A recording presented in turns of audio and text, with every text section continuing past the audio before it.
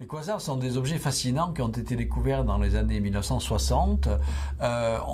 Donc c'était des objets qui ressemblaient à des étoiles, c'est-à-dire des objets ponctuels, d'où le nom de quasar qui veut dire quasi-star, parce qu'on s'est aperçu que ça ne pouvait pas être des étoiles. Pourquoi? Parce que on a commencé à prendre le spectre, c'est-à-dire à décomposer par un prisme le rayonnement de ces quasars, et on s'est aperçu que d'abord ça ne ressemblait pas à des compositions chimiques d'étoiles d'une part, mais surtout qu'il y avait un décalage vers le rouge des fréquences extraordinairement important qui suggérait que ces quasars étaient extrêmement éloignés. Donc ça ne pouvait pas être des étoiles.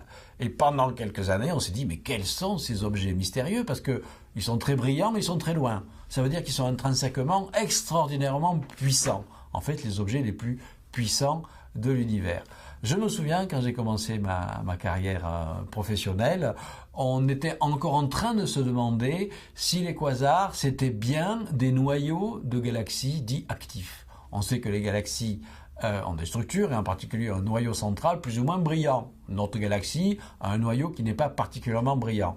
Il se trouve qu'environ une galaxie sur 100 en moyenne a un noyau fantastiquement brillant. Et bien c'est ça que l'on voit dans les quasars. On sait aujourd'hui que les quasars sont des noyaux de galaxies qui sont incroyablement brillants et donc on les voit de très loin.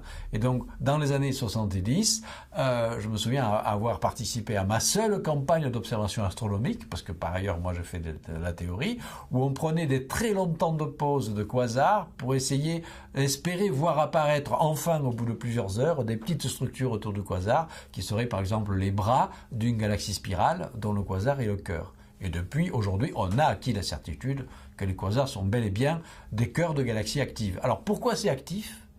Eh bien parce qu'aujourd'hui on a un très bon modèle de quasar qui est le modèle du trou noir géant. Le trou noir géant, il est invisible certes, mais qu'est-ce qu'il va faire? Il va attirer la matière qui est autour de lui.